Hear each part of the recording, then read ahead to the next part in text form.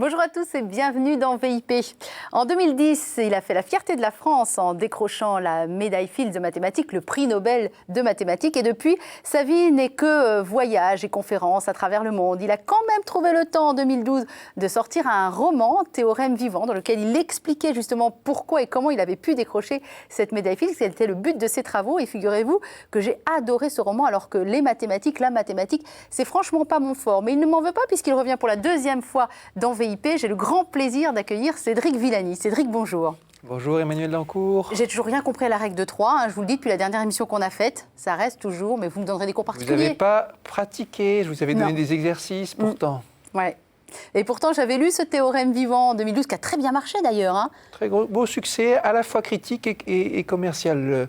C'est un livre qui a rencontré son public, et particulièrement chez des gens qui n'avaient aucune affinité particulière pour la mathématique. Et j'ai reçu ces centaines de témoignages me disant j'étais pas bon en maths, mais j'ai ressenti quelque chose dans votre ouvrage, je m'y suis retrouvé. Des gens comme moi, quoi, en fait. Absolument. Qui ont sauté les quelques pages d'équations et qui se sont accrochés aux pages littéraires qui sont les plus nombreuses. À l'aspect, qui, comme vous, se sont accrochés à l'aspect humain du métier de mathématicien, de chercheur. Alors, je n'ai pas donné toutes vos prérogatives, parce que vous en avez beaucoup, mais vous êtes également professeur à l'université Lyon 1, et vous dirigez un institut aussi, l'Institut Henri Poincaré, un institut qui est national, dont vous êtes le directeur, et qui est dédié aux mathématiques, en fait, à la mathématique. Un institut qui s'occupe de mathématiques et de physique théorique, parce que ça va de pair, et qui à la fois a des activités de recherche avec l'organisation de périodes de concentration trimestrielles qui rassemblent des centaines de chercheurs venus du monde entier, et des activités grand public, des activités logistiques aussi au service de la discipline. Et d'ailleurs, on est sur une grosse opération, puisque dans les années qui viennent, on va s'agrandir en rénovant un bâtiment historique qu'on va annexer, l'ancien bâtiment du physicien Jean Perrin, grand acteur du dialogue sciences-société, prix Nobel. Et ces bâtiments qui maintenant appartiennent à l'université Pierre et Marie Curie. Donc à Paris, bien sûr. À Paris, bien sûr, Paris-Centre. Paris 5e arrondissement, vont être annexés à nous. On y ouvrira en particulier d'ici quelques années un musée mathématique avec beaucoup d'expériences interactives, quelque chose pour les curieux, les gens qui, comme vous, veulent en savoir plus sur le métier de mathématicien ou qui ont un vieux compte à régler avec la discipline et veulent pouvoir se dire finalement, voilà, j'étais pas perdu pour la discipline. Mais j'ai bien compris, Cédric Villani, que toute votre vie était dédiée à réconcilier les gens comme moi avec cette matière qui peut effectivement avoir quelques réfractaires. Et d'ailleurs, vous sortez, alors je ne sais pas si je dois dire un ouvrage, une bande dessinée, un livre, parce que c'est un petit peu tout ça à la fois, c'est chez à la fois Gallimard et Grasset, qui est une bande dessinée, allez, on va dire ça comme ça. Comme ça me va tout à fait, oui. Qui s'appelle Les Rêveurs lunaires, très joli titre pour nous parler de 4 génies qui ont changé l'histoire et dont on a à peu de choses près jamais entendu parler. Pourquoi je dis à peu de choses près ? Parce qu'il y en a un, bon, moi je ne le connaissais pas, un Werner Heisenberg. Moi, je ne connaissais pas, on en reparlera. Alan Turing, on connaît un peu mieux parce qu'il y a un film qui est sorti il y a quelques mois, Imitation Game, avec Benedict Cumberbatch dans le rôle titre, qui a très bien marché au cinéma, je crois. Ah, je vous dis tout de suite que je n'ai pas aimé le film, mais l'acteur est très bon. Voilà, et ça racontait comment cet homme-là a pu décrypter la machine Enigma qui décodait les codes secrets des Allemands. On en reparlera sans doute, mais c'est l'un des épisodes clés de la Seconde Guerre mondiale, aussi important que certaines des victoires militaires clés de cette guerre, le fait que les mathématiciens anglais, à un moment et assez tôt dans l'histoire du conflit, ont pu déchiffrer les codes secrets utilisés par l'armée nazie. Alors ça, c'est le deuxième personnage que vous avez décidé de mettre en avant. Il y en a un, je ne vous cache pas que c'est mon préféré, que je ne connaissais pas du tout, Léo Szilard, je crois qu'on dit, qui lui était un juif hongrois, et puis Hugh Dowding, qui lui était un militaire. Et ces 4-là ont changer la face du monde sans que l'histoire, à part quelques gens comme vous, mais sans que l'histoire se souvienne d'eux. Pourquoi vous avez décidé, de les mettre en avant et sous forme de bande dessinée ? Alors, les mettre en avant d'abord parce que c'est un travail, ça s'intègre dans une grande partie de mon activité publique, mettre en scène l'activité scientifique, non pas comme quelque chose de technique, mais comme quelque chose qui s'insère dans l'histoire des hommes, dans la culture, et qui change la face du monde, dans l'ombre. Et le projet de Szilard, par exemple, Szilard est au démarrage du programme de la bombe atomique. C'est le premier à avoir l'idée l'idée de ce que sera une bombe atomique. Dowding, avec son activité d'innovateur, de général en charge de la préparation de la bataille d'Angleterre, permet de sauver l'Angleterre de l'invasion nazie, avec toutes les répercussions que ça peut avoir. Heisenberg, lui, c'est le contraire. Il est là en anti-héros. C'est un Allemand qui, lui, sur ses épaules repose la responsabilité du programme nucléaire allemand, bombe atomique allemande. C'est peut-être le physicien le plus doué de sa génération, mais il échoue complètement dans sa tâche. Pourquoi? Comment? Ça aussi, ça joue un rôle clé dans l'histoire. Et donc, nous avons là 4 personnages qu'on ne retient pas quand on parle de ce conflit. Le conflit, on l'évoque sur la question purement militaire, tactique, politique, les grands affrontements, et on oublie que c'est un conflit qui a reposé de manière fondamentale sur de la recherche fondamentale, c'est le cas de le dire. Dans la toute petite introduction, j'oppose les rêveurs lunaires qui sont là à essayer de comprendre l'inaccessible dans leur monde d'équations, introspectivement, à ceux qui voulaient avaler la Terre. Pour un petit clin d'œil au passage, pour les initiés de la bande dessinée, une allusion à une bande dessinée d'Osamu Tezuka, avaler la Terre, ceux qui veulent envahir le monde, aller à la confrontation, être les plus forts. Et les deux ont joué un rôle fondamental, même si on oublie les premiers. Vous savez à quoi ça me fait penser? Je vais sortir un petit peu du livre pour y revenir après, mais je sais que vous avez des activités en Afrique avec cette idée que les mathématiques, il faut dire la mathématique. Je vais essayer de m'en souvenir. Je suis indulgent avec vous, quoi. Que la mathématique peut notamment aider à sauver l'Afrique. Donc là, on est sur 4 rêveurs lunaires qui ont fait des découvertes importantes, qui ont changé le conflit, le deuxième conflit mondial, et donc notre vie d'aujourd'hui. Vous pensez que la mathématique peut aussi sauver et changer l'Afrique? Vous pouvez nous faire un petit point là-dessus? Oui, mais ça c'est quelque chose qui me tient à cœur, et ça fait des années que j'ai des actions dans ce sens en Afrique, en particulier à travers dans le projet Africa Institute of Mathematical Sciences, initié par Neil Turok, et aussi dans le centre d'excellence. Neil Turok, en 2 mots. En 2 mots, c'est un grand scientifique, directeur du Perimeter Institute au Canada, un institut de physique théorique, et c'est aussi le fils de, je pense que c'était Ben Turok, un activiste sud-africain, un politique, qui était l'un des grands militants anti-apartheid, quelqu'un d'extrêmement respecté dans la politique africaine. Et père, justement, était le politique. Il a contribué à changer l'histoire du continent par son engagement politique. Et Turok a en tête de contribuer à le changer par son engagement scientifique, avec la fondation de petits centres d'excellence, recrutant des étudiants. Des écoles de mathématiques, en fait. Des écoles de mathématiques. Des écoles de mathématiques, avec l'idée que la mathématique, c'est ce qui change le regard des jeunes, ce qui leur permet d'être en phase avec toutes sortes de projets, que ça va être important aussi sur des questions écologiques, sur des projets industriels. Et que la mathématique, c'est à la fois une école de technologie, quelque chose qui vient en soutien de tous les projets technologiques, mais aussi une école de pensée. Quelque chose qui vous apprend à être rigoureux, qui vous apprend à être idéaliste, qui vous apprend à remettre en cause les idées reçues. Et ce sont aussi des projets panafricains, puisque chacun de ces centres recrute à travers toute l'Afrique des jeunes anglophones, des jeunes francophones. C'est un projet qui se veut rassembleur, avec l'idée aussi qu'il est important de parvenir à l'émergence d'une classe de haut niveau, d'une élite intellectuelle scientifique. Africaine. Donc là, il y a déjà quelques années que vous avez démarré, donc j'imagine que les premières promotions sont peut-être en train de sortir, non ? Oui, les promotions ont commencé, il y en a déjà qui sont là. Le centre africain en Afrique du Sud existait depuis longtemps. J'ai été impliqué dans le projet au Sénégal depuis sa création, également dans le projet au Cameroun depuis sa création, et ils fonctionnent en réseau les uns les autres. Et ils vont sauver l'Afrique, ces gens-là ? À long terme, j'espère bien. C'est une affaire de longue haleine, oui, je vous dis. Sûr. Rien n'est simple quand il s'agit de la coopération africaine. Et contrairement à ce qui vient tout de suite à l'idée, les obstacles les plus délicats ne sont pas du côté financier. Les obstacles sont du côté de la mise en place, de la gouvernance, de l'écosystème, du fait qu'il y a une culture à bâtir tout en s'appuyant sur la culture locale, y mettre en place certains réflexes qui n'ont pas été là. Vous êtes un rêveur lunaire, vous, alors, finalement ? Moi, je suis un peu très lunaire. D'ailleurs, il y a un point commun. Et c'est le rêve qui va sauver le monde, vous savez. Mais justement, je me souviens très bien que vous m'aviez, dans le Théorème vivant d'ailleurs, vous l'expliquez, pourquoi vous avez décroché la médaille Fields, c'est parce que, alors, dites-moi si j'explique ça bien, Cédric Villani, mais vous avez eu l'idée de mettre en confrontation ou de mettre en rapport des domaines qu'a priori personne n'aurait mis en rapport. Enfin, vous êtes allé chercher loin des choses où on s'est dit, mais qu'est-ce qu'il fait? Mais n'importe quoi. Et vous avez eu l'idée de mettre ça ensemble et ça a donné quelque chose qui fait que c'est très mal expliqué. Comment vous l'expliquez, vous? Non, mais c'est bien votre affaire. Toute ma carrière, c'est une histoire de rencontres. Rencontres entre domaines et rencontres entre personnes. Et d'abord, ça a toujours été en collaboration avec les uns ou les autres. Il y a eu ce chercheur italien, Giuseppe Toscani, il y a eu un Allemand, Félix Otto, 2 Français, Laurent Desvilliers, d'abord Clément Mouot, c'est avec Clément Mouot que se déroule l'aventure dans Théorème vivant, et puis des rencontres entre domaines. On se rend compte, ce truc-là, on le met en phase avec celui-ci, et là, c'est comme ça qu'on va résoudre le problème.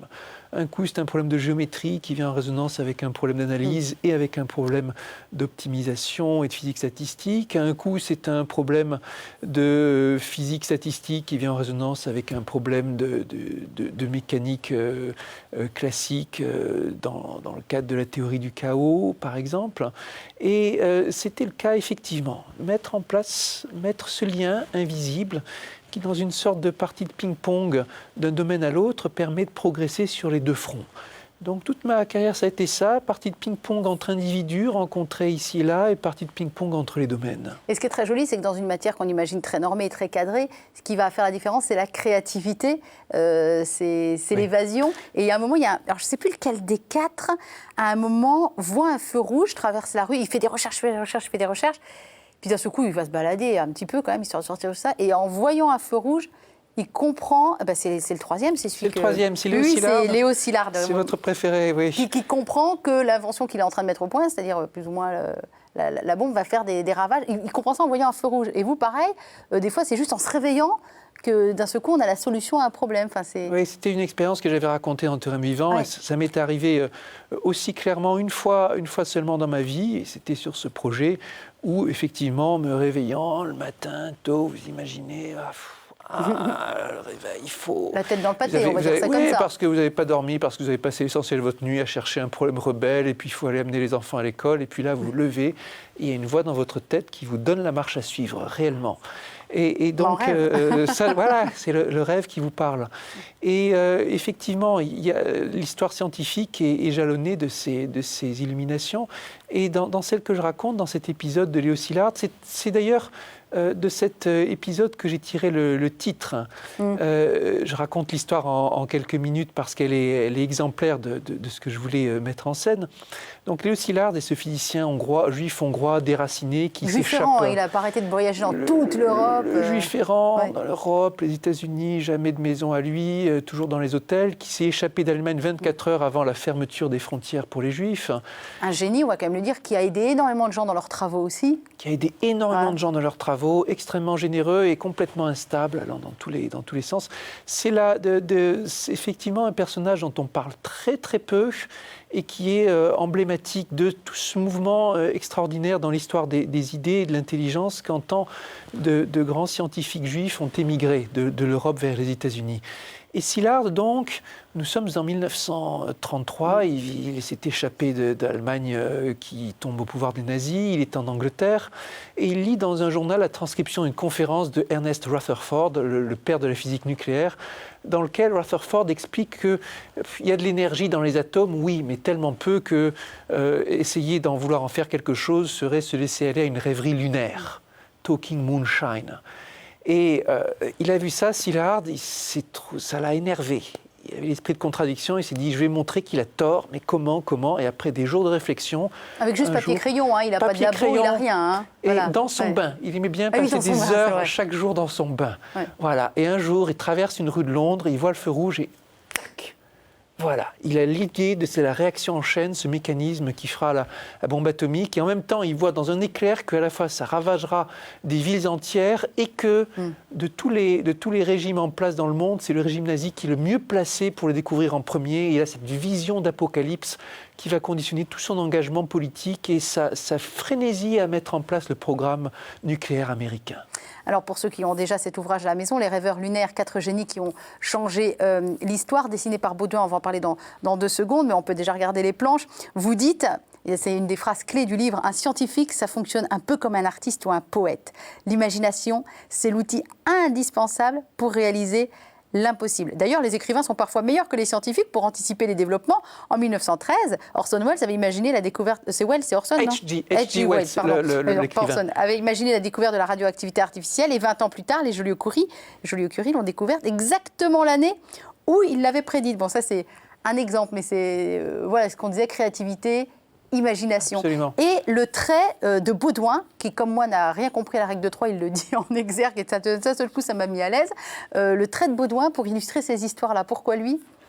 Ça pouvait être que lui. Ah bon Baudouin, ça fait une douzaine d'années que je le suis. Je l'avais connu. Vous êtes très BD, j'ai l'impression. Ouais. Moi, chez moi, la BD, c'est sérieux. Je suis un BD-phile sérieux. Baudouin, je l'avais découvert avec le roman graphique qu'il avait co-signé avec Fred Vargas, Les Quatre Fleuves. Et c'est un trait qui peut dérouter au départ, extrêmement chargé, plein d'émotions. Il peut être par moments très sombre, il peut être par moments très évocateur, très rêveur. Et il y a toute une palette. Même si c'est que du noir et blanc, il y a 4 styles différents correspondant à nos 4 rêveurs. Et Baudouin, c'est à la fois une technique extrêmement chargée qui laisse beaucoup de place à l'imagination et en même temps un vrai humaniste qui a voyagé à travers le monde, qui veut toujours mettre les sentiments, la culture en dessin. On s'est entendu comme la rose en foire sur ce projet. 2 ans de collaboration quasiment quotidienne. Chaque jour, un échange par mail. Il m'envoie une planche, je lui renvoie les commentaires. Vous avez choisi les 4 personnages, vous écrivez les textes avec l'histoire, la progression et après, vrai échange. Et d'ailleurs, cet échange est mis en scène. C'est ça qui est très agréable. Est un peu mis en scène, oui. C'est pas juste les 4, c'est les 4 plus vous 2. Et vous qui lui expliquez qui est qui et l'emmenant sur les lieux pour qu'il puisse voir, pour qu'il s'imprègne. Oui, je disais il y a quelques instants que toute ma carrière scientifique, c'était une histoire de rencontre, entre domaines et entre collaborateurs. Mais là aussi, c'était une rencontre avec Baudouin. Et c'était aussi une rencontre entre ces 4 personnages pour lesquels personne n'avait fait le rapprochement, même s'il y a des traits communs importants dans leurs 4 histoires. Notamment les traits communs. 4 génies et 4 personnes soumises à des conflits intérieurs très importants sur qu'est-ce qu'on fait de notre découverte et quelle paternité on a sur la découverte et sur la manière dont elle sera utilisée après. Une découverte peut amener Nagasaki, Hiroshima, peut amener aussi, c'est le cas pour Szilard, la chimiothérapie, les rayons pour le cancer. La chimiothérapie qui va le sauver du cancer lui-même. Et qu'il a créé lui-même. Szilard, c'est un personnage incroyable. C'est un pacifiste acharné, c'est le genre à s'évanouir à la vue du sang, et c'est lui qui démarre le programme qui va mener à l'arme la plus meurtrière de tous les temps. Et qui va se retrouver sauvé après par la radioactivité en intervenant lui-même pour modifier le protocole médical qui lui était appliqué. En le chargeant beaucoup plus. En le changeant beaucoup plus, en demandant à être traité avec des doses de radiation beaucoup plus fortes que ce qui était pratiqué jusqu'alors. Se sauvant par là même sa propre vie et ce qu'il a vécu quelques années encore derrière et évidemment celle d'autres personnes avec. Qu'est-ce qui, tout petit chez vous, Cédric Villani, quand vous étiez... petit Bambi là, de 7-8 ans, qu'est-ce qui était déjà présent en vous qui jaillit aujourd'hui ? Écoutez, je ne saurais vraiment pas vous répondre. À cet âge-là, et jusqu'à mon adolescence incluse, j'étais considéré comme un modèle de timidité.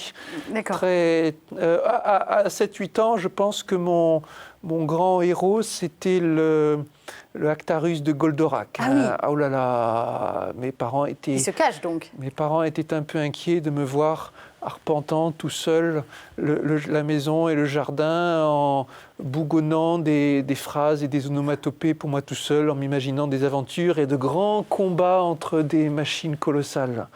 Avec déjà, je ne sais pas, peut-être une fascination pour la technologie, pour le grandiose et pour les émotions, je ne sais pas. Avec des parents plutôt littéraires en plus, donc ils n'ont pas dû comprendre grand-chose à votre vocation. Ils étaient tous deux enseignants en lettres classiques, oui. Non, en revanche... Finalement, c'est moi qui publie des romans maintenant dans la famille. Ça a pris des bandes dessinées, ça a pris des chemins détournés. Ouais. Et ils regardent ça comment aujourd'hui, votre famille, vos parents? Vous avez peut-être des frères et sœurs aussi? Oui, écoutez, je pense que ils regardent ça avec intérêt. La chose leur a complètement échappé. En tout cas, c'était pas du tout prévu comme ça. Mais dans la vie, les choses souvent sont pas prévues. Et Actarus, il se cachait dans Goldorak. Ouais. Vous avez créé votre propre armure, vous avez créé votre style, qui a fait votre renommée aussi. Il y a le fond, puis il y a la forme. C'est un peu comme ça que vous vivez les choses. C'est pour sortir de cette timidité qu'on a le style 19e de Cédric Villani avec cette araignée qui ne vous quitte pas. Ah, c'est comme les autres, Emmanuel. Vous cherchez à percer et à rationaliser, mais je ne saurais pas vous dire. C'est de la psychologie de comptoir en même temps. Je ne saurais pas vous dire honnêtement. Ça a paru quand ce style? C'est au moment des études supérieures? Quand j'avais 20 ans à peu près, oui. Oui, au moment des études supérieures, à Normal Sup. Normal Sup, ça a été un grand choc culturel pour moi. D'un coup, vous vous retrouvez avec des littéraires, toutes les disciplines mélangées. D'un coup, vous pouvez profiter de la vie culturelle, alors qu'avant, il y avait les années de classe préparatoire qui sont un peu des années d'ascèse, très intenses et enrichissantes, mais très spécialisées. Et donc, me voilà d'un coup occupé à discuter avec les littéraires, à hanter les salles de cinéma, les salles de spectacle, les salles de concert. Et puis, au détour d'une station de métro, un jour, je tombe sur une publicité pour une enseigne qui vendait des chemises anciennes. Et je me suis dit, là, il y a quelque chose à creuser pour mon look. Et de fil en aiguille, j'en suis arrivé à trouver mon uniforme, si on peut dire. En tout cas, je ne saurais pas dire qu'il y a une référence particulière, mais c'est le mien, c'est moi, ça. C'est ce qui exprime le mieux ce que vous êtes à l'intérieur, finalement. Peut-être bien, peut-être bien. Alors, vous savez, à KTO, on a un animateur qu'on aime beaucoup, historique, qui s'appelle Régis Burnet, qui était à Normal Sup avec vous, et que j'ai croisé juste avant l'émission, et qui me dit, mais Cédric Villani, il fallait déjà se rendre compte à Normal Sup ce que c'était. C'était déjà un personnage, tout le monde l'avait repéré. Il dit, il était brillant, mais en mathématiques, mais il était brillant en tout. Et on savait un jour qu'il exploserait. Et c'est facile peut-être de dire ça après, mais venant de Régis Burnet, je sais que c'est vrai. Oh là là, ça me flatte. En tout cas, il est vrai que j'ai retrouvé beaucoup de... Ça a été une période très, très définissante, si je puis dire, pour moi. J'ai été président de l'association des élèves à Normal Sup. Visiblement, ça a marqué l'école. Hein. Ça a marqué l'école et ça m'a marqué aussi. Et quelque part, mon rôle de directeur d'institut, maintenant, j'y ai retrouvé beaucoup des éléments dans lesquels j'ai été plongé en tant que président de l'association des élèves. Alors, j'imagine que comme mathématicien, j'imagine, et je le sais, vous n'avez pas spécialement la foi. Je suis agnostique. Voilà. Moi, élevé comment ? Élevé dans l'agnosticisme? Élevé aussi sans conviction. Je pense que ma mère est croyante et que mon père ne l'était pas. Mais mes parents n'ont jamais donné de consignes. Alors, ce qui m'a beaucoup amusé, mais amusé de manière intelligente, c'est que ce juif hongrois dont on parle depuis tout à l'heure, Léo Szilard, lui avait fait ses propres 10 commandements. Donc, il y a ceux de la Bible. Et puis, il y a les siens, que j'ai lus avec vraiment un grand intérêt, parce qu'ils sont quand même assez proches de ce qu'on pourrait retrouver. Je les aime beaucoup. Ah oui, vous avez trouvé vos propres 10 commandements. Avec une pointe d'humour aussi. Voilà. Alors, je ne sais pas si... je vais vous les lire, vous allez me dire celui qui vous convient le mieux. Commandement numéro 1, apprends à reconnaître les liens entre les choses et les lois de la conduite des hommes, de sorte que tu saches ce que tu fais. Je crois que c'est très beau. Ça se pose là, hein. Commandement numéro 2, dirige tes actes vers un but qui en vaut la peine, mais ne te demande pas s'ils permettront de l'atteindre. Tes actes doivent être des modèles et des exemples, non des moyens de parvenir à un but. Ça doit cogiter quand on cherche une formule mathématique ou qu'on bosse sur un... Non, mais absolument. Absolument. Je crois que c'est souvent, on retrouve un peu aussi l'idée de ce vieux proverbe, ce Lao Tzu ou quelque chose comme ça, le chemin compte autant que le but. Et c'est très très vrai en science, mais c'est vrai dans la vie aussi. Il y a le but, mais il y a le chemin qui est extrêmement important. Oh, si c'est pas Lao Tzu, c'est que c'est Sénèque en général. Hein. Commandement numéro 3, parle à tous les hommes comme à toi-même, sans te poser de questions sur les faits que tu feras, afin de ne pas les exclure de ton monde. Ça, vous le faites très bien, Cédric. Car dans l'isolement, on perd de vue le sens des choses et la foi dans la perfection de la création. C'est ne pas se prendre pour plus que ce qu'on est. Et puis toujours être sincère quand on parle, quel que soit l'interlocuteur. Je crois que c'est important. Ne détruis pas, numéro 4, ne détruis pas ce que tu ne peux créer. Oui, pour lui, je pense que c'était le plus important. Il le répétait souvent avec toutes sortes de... On peut l'interpréter de plusieurs façons différentes. Par exemple, évidemment, pour lui, pacifiste, avec la bombe atomique, on fait des gaz irréversibles, mais aussi l'Europe qui a été ravagée par la guerre et après, s'en est jamais remise. Il il y a ce monde de l'Europe d'avant la Première Guerre mondiale, celui qu'on retrouve évoqué dans le Grand Budapest Hotel, dans les œuvres de Stefan Zweig, avec une élite intellectuelle transnationale qui a été ravagée et un monde qui ne s'est jamais remis. Alors après, numéro 5 ne touche aucun plat, sauf si tu as faim. Là, on passe dans autre chose. Vous voyez, et puis il y a cette... c'est jamais du très strict, il y a les circonstances atténuantes. Si tu as faim, voilà. Il y a ne convoite pas ce que tu ne peux posséder, ça c'est de la sagesse. Puis après, ne mens pas sans besoin. C'est pas ne mens pas, c'est... Tu peux mentir, mais il faut que ça se justifie quand même. Ouais. Voilà. Szilard avait tenu de sa mère le fait qu'il ne fallait jamais mentir et toujours être sincère. Et j'ai fait le rapprochement aussi avec Turing, qui lui avait reçu de son père la stricte consigne d'être toujours franc en toute occasion. Et on l'a vu avec Turing, par exemple, quand il y a eu les questions liées à son homosexualité, il est allé franco, oui, il a tout assumé là où les autres n'assumaient pas. Absolument. La franchise avant tout. Très joli, le numéro 8, honore les enfants, écoute leurs paroles avec révérence et parle-leur avec un amour infini. Moi, j'adore toujours les enfants. Hein. C'est le stade, j'ai dit souvent, c'est qu'une demi-boutade, c'est la forme supérieure de l'humanité, les enfants. La forme où ils sont flexibles, adaptatifs, où ils apprennent les langues plus vite que ce que vous et moi pourront toujours faire, où ils sont entièrement en devenir et en même temps avec déjà en eux énormément de choses, énormément d'acquis. Et puis pour peu qu'ils aillent bien entièrement dans l'amour aussi. Absolument. Allez, les deux derniers. Conduis tes actions pendant 6 années, mais durant la 7e, va rejoindre la solitude ou un peuple étranger, de sorte que le souvenir de tes amis ne soit pas une entrave à être ce que tu es devenu. Donc ça fait très... pendant 6 jours, tu bosses et le 7e, tu te reposes. Oui, et c'est aussi... Tu bosses pendant 6 années et le 7e, tu changes parce que sinon, tu vas t'enfermer dans des attitudes, dans des postures et puis tu voudras te conformer à les images que les autres ont de toi. Alors que si tu changes, tu vas rester ce que tu es. Et le dernier, mène ta vie avec douceur et sois prêt à partir quand tu es appelé. Avec là aussi plusieurs sens. On peut y voir être appelé, on peut penser que c'est une allusion à la mort, on peut penser que c'est aussi une allusion à prendre du service, c'est la guerre, c'est un devoir, c'est une mission, c'est un nouveau job. Et aussi dans son cas, c'est peut-être l'appel le départ, quand il a senti le pouvoir nazi arriver, c'était le moment de partir. On va recevoir en deuxième partie d'émission un homme très différent de vous, mais qui est lui aussi quelque part un génie dans son domaine. Il s'appelle Claude Vonin, il va venir nous rejoindre en plateau. Il est musicomédien, à la base, c'est-à-dire violoniste, donc Conservatoire de Paris, Conservatoire de Bruxelles. Installez-vous Claude, Cédric Villani. Humoriste également. Et je vais faire un petit peu le teasing avant de vous donner la parole, Claude Vonin. Il est à la tête d'un spectacle, à l'origine d'un spectacle qui nous explique l'histoire du violon et des instruments à cordes frottées, pour être tout à fait exact, en 10 tableaux historiques et géographiques. Donc ça part des cavernes de Mésopotamie pour arriver à l'Italie du 19e siècle. Ça passe par la Chine, par la France. C'est fait avec beaucoup de fougue et de brio. On vous montrera des extraits du spectacle tout à l'heure. Et puis je vois qu'il y a un violon. Peut-être qu'il y aura un petit coup de live. Mais avant tout, Claude Vonin, moi j'aimerais savoir ce que vous avez pensé de cette première partie d'émission. Et si Cédric Villani a dit quelque chose qui vous a particulièrement interpellé ou qui a fait écho chez vous.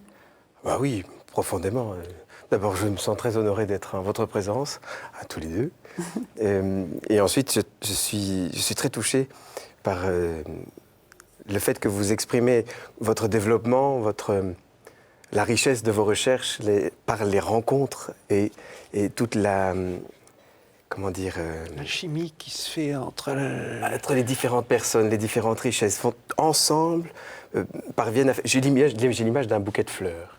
Voilà, chaque fleur est magnifique en elle-même, mais ce qui est magnifique aussi, c'est de les rassembler et de rendre un endroit magnifique parce qu'on a rassemblé ces œuvres, ces fleurs. Eh bien, dans l'histoire de Totus Cordus, c'est un petit peu la même chose. C'est le nom du spectacle, Totus Cordus, et d'ailleurs, il y a un site internet qu'on donnera à la fin de l'émission. D'accord. Le principe est un peu le même. Aujourd'hui, vous avez ici un magnifique morceau de bois assez élégant, harmonieux, bien dessiné, etc. Mais derrière cet instrument, il y a 65 siècles d'évolution, de recherche, de partage, de rencontres, de découvertes. Et comme vous disiez tout à l'heure, et ça m'a aussi fort touché, par rapport à des découvertes majeures comme la fission nucléaire, qui ont dans un sens, apporté les pires catastrophes qu'on puisse imaginer, mais d'autre part, qui ont permis aussi à Szilárd d'être soigné par des conditions très, très particulières. Eh bien, dans l'histoire, des catastrophes, des guerres, des massacres ont paradoxalement permis que des rencontres se fassent entre des poètes, des musiciens, des sculpteurs, des artistes de tous bords, qui, mettant ensemble leurs richesses, ont permis une avancée petit à petit comme ça jusqu'à ce qu'on en connaît aujourd'hui. Alors vous êtes vraiment dans deux domaines qui sont souvent qu'on a tendance à associer parce que très souvent on dit la musique et la mathématique sont des domaines assez proches. Donc je sais que je vous intéressez à beaucoup de choses, Cédric, mais notamment à la musique. Je me permets de vous interrompre pour mentionner que pendant très longtemps, on a rangé la musique dans les arts mathématiques. Bon. C'est même l'une des raisons pour lesquelles on emploie aujourd'hui couramment mathématiques au pluriel. Parce que derrière les arrangements de fréquences, de notes, il y a des questions mathématiques. Avec notre ami Pythagore. Avec notre ami Pythagore, exactement. Ah, vous avez un ami en commun qui s'appelle Pythagore. Oui, on vous le présentera. Ah, mais très bien, non, je ne suis pas sûre. Alors, il faut savoir, autant notre gamme en dépend autant vous n'êtes pas tombé dans la mathématique, parce que papa et maman littéraires. Alors, autant, on va dire que Claude, lui, il est tombé dans la musique. Sa maman, c'est Geneviève Amar, qui était flûte traversière soliste, qui a été le prof d'Emmanuel Pahud, qui est juste le grand flûtiste qu'on connaît tous aujourd'hui. Elle était un de ses professeurs. Et elle était soliste à l'Orchestre National de Radio France, c'est ça ? Au Philharmonique de Radio France. Philharmonique de Radio France. Et papa était percussionniste au même niveau. Au national, oui. Voilà. Et vos grands-parents ? Dites-nous un peu ce qu'ils faisaient, vos grands-parents. Mes grands-parents se sont rencontrés au lycée à Paris, et puis ils sont devenus tous les deux de brillants mathématiciens. Pas à votre niveau, puisque elle s'est orientée dans l'accueil de ses enfants et le service de sa famille avec une très grande dévotion. Elle était également une excellente pianiste, et c'est un des traits qui a beaucoup séduit mon grand-père. Mais lui, par contre, a été professeur de maths sup et de maths spé pendant presque 40 ans, je crois, au lycée Thiers à Marseille notamment. Ah. Voilà. Je ne vous dis pas dans quel état il était quand il a su qu'il allait vous rencontrer, hein, parce que vous l'avez dit à votre grand-père, j'espère. Oui, bien sûr. Bien sûr. Et selon la conversation que nous avions eue ensemble, je lui ai demandé s'il avait quelque chose à vous demander.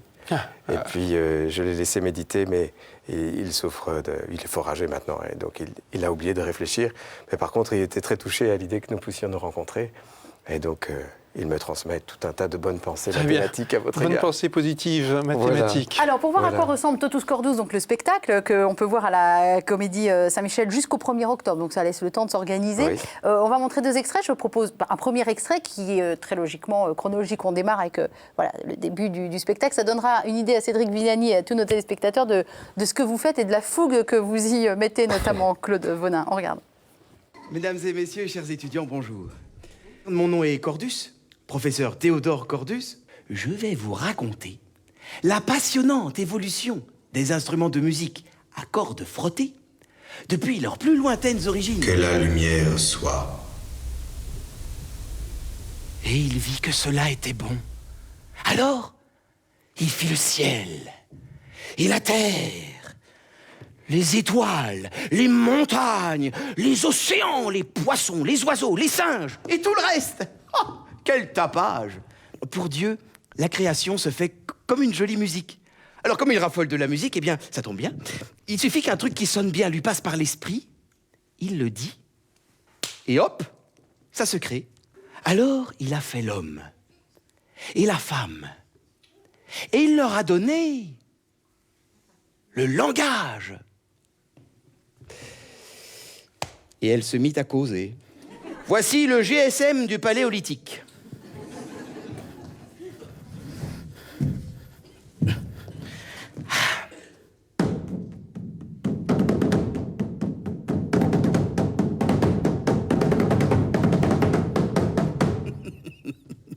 Et vous savez qu'avec des tambours semblables à celui-ci, il était possible de communiquer à plusieurs kilomètres. Le feu protecteur est entretenu par un chasseur qui ronge un os pour se tenir éveillé.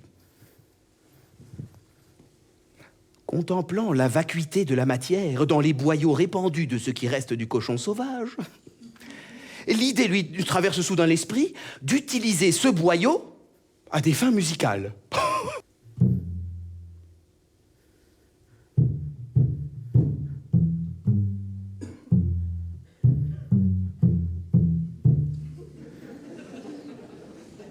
Naturellement, l'événement réveille quelques collègues qui s'approchent, inquiets.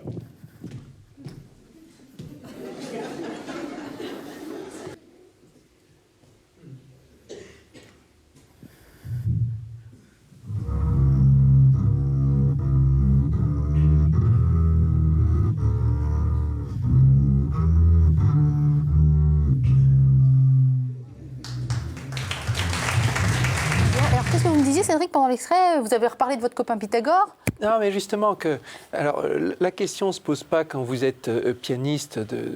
Vous le son est déjà créé. Les sons sont déjà créés au piano, mais quand vous imposez, quand vous choisissez les hauteurs, comme sur un instrument à cordes, la question se pose, savoir quelle gamme vous utilisez.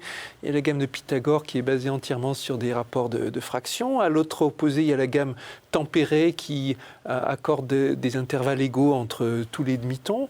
Et puis entre les deux, vous en avez d'autres, comme la gamme de Zarlino ou d'autres encore. Qu'est-ce que Vous comprenez de quoi il parle, là, Claude, ou pas? Parce que moi, il m'a largué. Un peu. Moi, j'ai une approche plutôt instinctive ou intuitive de la musique, et par l'oreille surtout. Donc c'est mon oreille qui me corrige, et je sais si je joue juste ou pas. Scientifiquement, je suis beaucoup moins avancé, c'est évident. Il faut expliquer, Claude, que vous avez su lire et écrire après avoir su lire et écrire la musique, et fait, voilà, votre famille de musiciens. D'autres l'ont fait aussi. De conservatoire, et puis la vie est parfois jalonnée de drames. Oui. Il faut dire ce qui est. Vos parents se sont séparés, ce qui est déjà un drame en soi, pour des enfants notamment. Votre père a fait un accident de moto, est devenu paraplégique, n'a pas pu continuer d'être percussionniste. Non, ça s'est arrêté net. Et là, toute la famille sont dans la dépression, finalement. Oui, c'est un enchaînement. C'est une réaction en chaîne, en fait. Quel est l'événement qui a été à la cause de tout ça? Je n'en sais rien.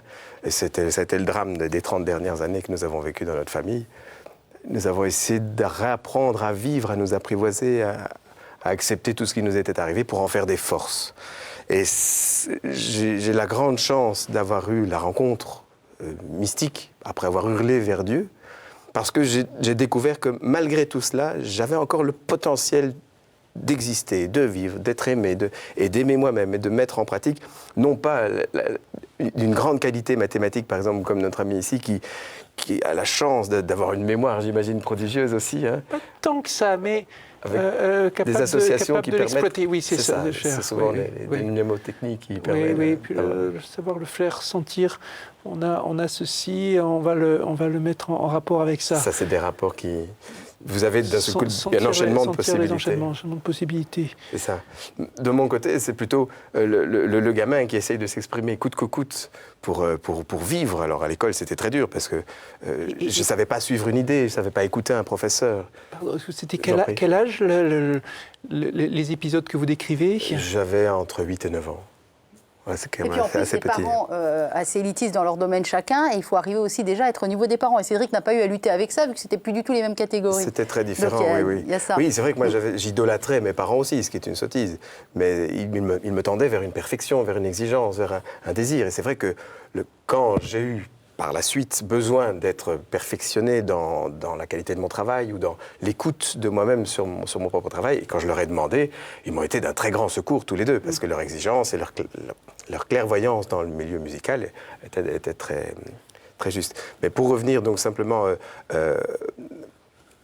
au développement de la personne, de l'enfant, l'enfant a besoin d'un lieu sur lequel il se sent en sécurité, en confiance. Souvent, c'est parce qu'il a le regard d'un parent ou d'un ami ou d'un professeur qui dit « ça, c'est bon ce que tu fais ». Et du coup, l'enfant se déploie là-dedans et grandit. Pour moi, j'avais des capacités musicales, mais je n'avais pas la capacité du travail.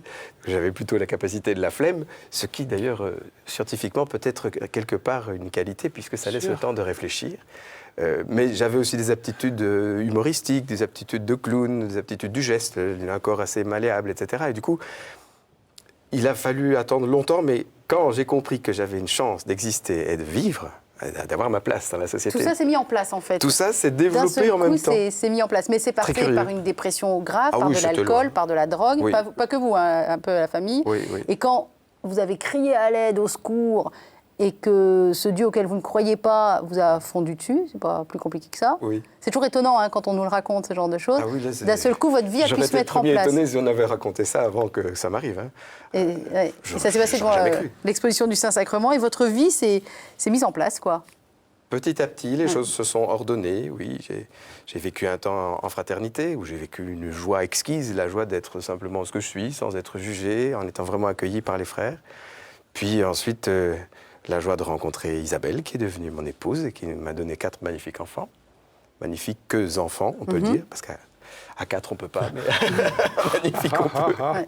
Il y a des parcours de vie et qui nous amènent cet homme qu'on a là devant nous, avec ce spectacle qui est un peu l'aboutissement. Finalement, ce spectacle, il est profond par le propos, mais très léger dans la forme. On ne se rend pas compte qu'il y a forcément tout ce cheminement derrière.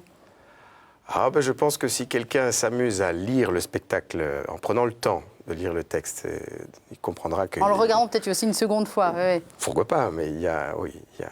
C'est théorème vivant et l'autre, c'est violon vivant. C'est un petit peu la mise en pratique. Parce que j'aimais aussi beaucoup ce que vous disiez tout à l'heure en début d'émission, que vous proposez de manière vivante et scénique, accessible au commun des mortels, ce qui est du domaine de la pensée. Et vous rendez visible, c'est aussi ce que j'admire aussi, votre qualité vestimentaire, qui donne un aspect agréable et facilement reconnaissable. Je trouve ça bien. Et mon travail dans la pièce Cordus, c'est un petit peu du même ordre. Oui, parce que vous avez un costume, il y a un look aussi. Il y a la blouse du professeur, il y a les cheveux. Je pense que là où nous nous retrouvons, c'est que nous vulgarisons, dans le sens le plus noble du terme, nous vulgarisons ce qui, à la rigueur, n'intéresse pas le commun des mortels. Mais la façon dont nous le faisons oui, c'est ça. Rend pétillant. Côté, j'allais dire chaman, mais l'idée, mettre en scène, mettre en spectacle, un domaine qui est réservé à ceux qui savent, mettre en spectacle pour les autres. Et quand vous jouez à ce jeu-là, évidemment, l'attitude compte, l'apparence compte, la façon dont on lit contact avec les gens compte, et tous les moyens sont bons pour établir cette communication, voire communion, entre le domaine que vous représentez et le public, et ça passe par vous. C'est incarné, c'est une question incarnée. Et nous sommes le lieu où se transmet... L'antenne qui transmet. Oui. Et juste, Cédric, pour faire réagir sur l'expérience spirituelle très forte vécue par Claude, ça vous laisse comment? Un peu désemparé? Ça vous interroge? Ça vous questionne? Parce que vous êtes agnostique, vous y croyez pas spécialement, et il vous dit, moi, Dieu m'a fondu dessus, et il m'a relevé, et aujourd'hui, je suis l'homme que je suis. Qu'un jour, ça m'arrivera aussi. Moi, un vrai agnostique ne ferme pas la porte et se contente d'être sceptique jusqu'à nouvel ordre. Il laisse les choses ouvertes. On va regarder, comme promis, une deuxième partie de spectacle. On va dire que le violon arrive tout doucement. C'est pas encore très très clair au début de l'extrait, mais vous allez voir qu'à la fin, ça se termine sur un vrai violon, qui est celui-là d'ailleurs. Hein. Je crois que oui. Je crois. Alors on regarde Claude Vonin dans ses œuvres, Totus Cordus. Soucieux de glorifier la Chine et son empereur, et aussi de garder sa tête, naturellement, maîtrise rapidement le ravanastron et travaille à sa version Made in China. In China, beaucoup bambou. Très beaucoup bambou. Ça, c'est bambou. Ça, ça, ça, ça. Non. Ça, c'est pas bambou, ça, c'est pas moi. Mesdames et messieurs, je vous présente Li Taipei, le grand poète chinois.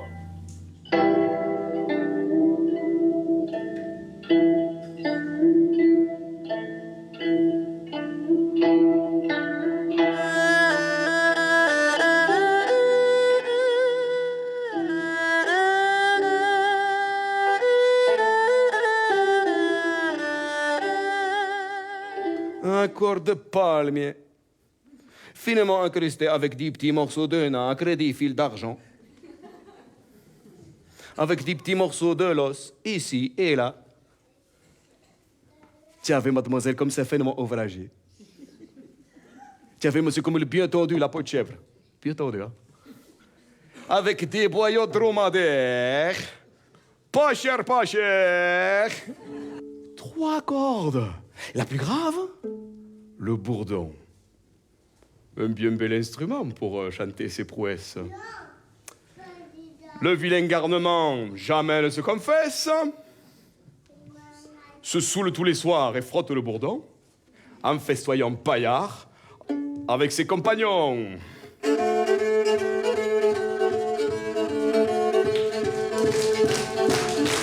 Elle me fit un bien grand don de son amour et son anneau.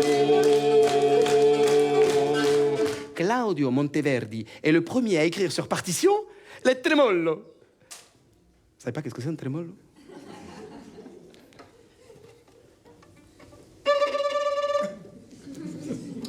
e le pizzicati.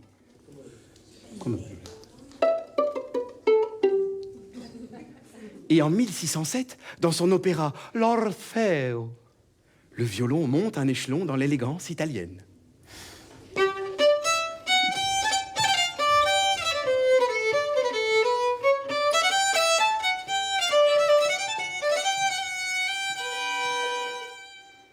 De l'humour, de l'intelligence, de la dérision.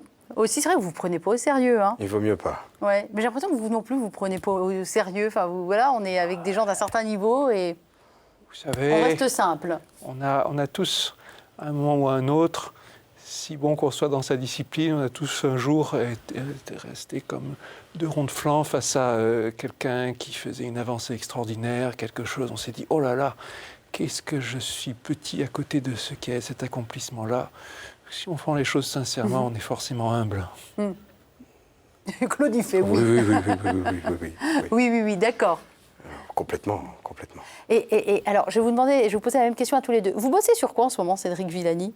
Mais dans des termes que je puisse comprendre, bien sûr. Un paquet de projets. Alors, celui que vous voulez voudriez voir dire absolument aboutir avant de mourir. Mathématiquement ou autre... Non, alors mathématiquement, il y a un problème de déformation de surface, mais sur lequel je suis encore seulement en phase d'approche du problème, lié aux façons de déformer des surfaces sans en changer la géométrie. Le papier, le froissement du papier.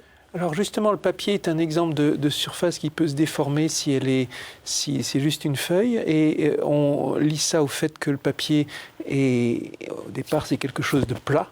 Qu'est-ce qui se passe si vous avez une surface courbée et si vous la refermez? Est-ce que vous pouvez avoir des déformations? Assez vite, on arrive à des questions qui sont même non résolues mathématiquement, même si posées depuis plus d'un siècle.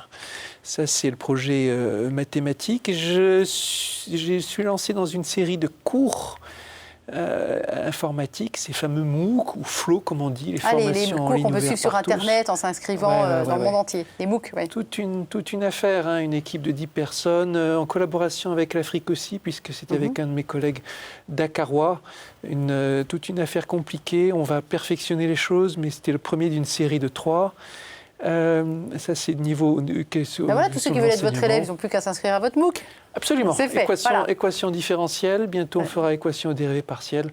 Niveau institutionnel et les projets institutions et points carrés dont je parlais, le développement, c'est toute une affaire. Il y a les questions africaines qui continuent à avancer. Et puis, ce sont les projets aboutis. Alors, il y a 2 livres en préparation, en gestation, et vous aurez la surprise. Des romans, plutôt? Non, plutôt... Il y aura sans doute un livre d'histoire en collaboration avec un historien. On verra comment cela avancera. Toujours les rencontres, en tout cas. Et puis un autre projet en collaboration avec un calligraphe. Ah, très bien. Et aussi un spectacle sur la mathématique que vous allez monter ensemble. C'est des histoires de rencontres. Enfin, vous verrez, on en reparlera. On en reparlera. Alors, j'ai un projet en cours justement dans une salle de spectacle à la Maison des Métallos. De temps en temps, je fais des conférences publiques et si tout va bien, d'ici quelques temps, tout un cycle de conférences mathématiques pour tout public. Vous voyez, Claude, c'est en prêchant le faux qu'on arrive à savoir le vrai. C'est très journalistique, ça. Bravo. Vous avez ce spectacle qui tourne jusqu'au 1er octobre, le Totus Cordus. On peut retrouver toutes les dates sur le site internet. Oui. Vous voyez l'après, Claude? Après Totus Cordus? L'après-musicien, l'après-comédien, l'après-musique-comédien? Mais j'espère que je ne m'arrêterai pas à celui-là. Ouais. Déjà, je suis sur plusieurs autres créations, notamment un projet, non pas de l'histoire des instruments à cordes frottées, mais de l'histoire de l'amour dans l'humanité, depuis les origines. C'est plus des cordes frottées, c'est des corps frottés.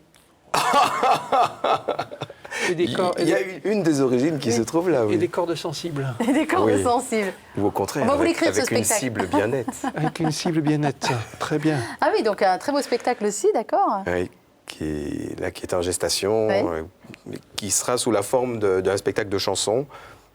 Mais c'est une histoire racontée. On sent la belle voix grave. Hein. D'ailleurs, on se demande, tiens, il ne chante pas dans son spectacle. Mais voilà, Si. Un petit peu, oui. Si, Non, mais c'est pas un spectacle de quelque chansons, je veux dire. Oui, voilà, pas celui-là. C'est ça que je veux dire. Le prochain, oui. Oui, on sent la belle voix là, de basse. Ouais. Et puis, j'ai fait la rencontre avec une équipe de cinéastes roumains et de musiciens et de musiciennes roumains et roumaines avec lesquels peut-être qu'on va mettre en place l'histoire de Vivaldi. D'accord. Ça, j'aimerais bien. Alors moi, je vous propose de terminer l'émission avec un petit peu de musique. Je vous laisse Vous préparez? Oh, sapristi. Sapristi, bah oui, mais il ne faut pas arriver avec un violon dans l'émission en même temps. Un petit coup de quoi? Bah oui. Alors, la chaconne? Oh, quelques mesures peut-être, Quelques oui. mesures de la chaconne de Bach, ça vous va, Cédric Villani? Ah, on fait pas mieux dans le genre. voilà. je crois. J'ai quand même le plaisir de vous présenter un Sébastien Vuillaume de 1860 à Paris, et qui est un prêt de mon amie et mécène, Madame Dominique Van Est, à Bruxelles. Voilà, je tenais à le dire tout de même. Que nous saluons au passage. Mais oui. On voilà. vous écoute sur ce bel instrument alors. Bon, alors, la proximité fait que vous aurez peut-être un peu du son, hein. N'ayez pas peur. Vraiment. J'introduis cela dans le spectacle en disant que la spiritualité de Bach nous est rendue visible, audible, par cette extraordinaire capacité à produire la polyphonie, plusieurs mélodies ensemble. La chaconne de Jean-Sébastien Bach. Le début, elle dure 15 minutes. Oui, bien sûr.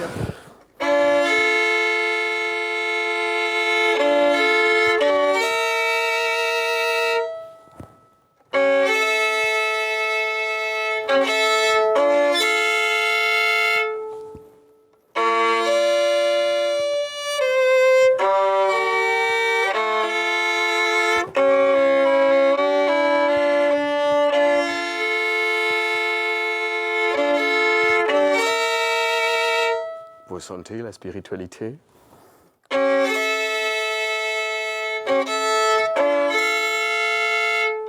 Fermez les yeux.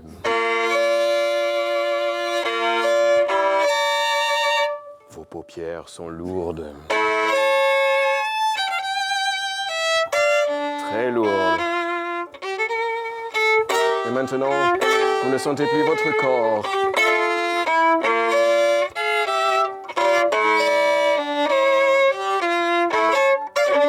Vous êtes léger comme des petits oiseaux. Ou comme des petits papillons, comme vous voulez.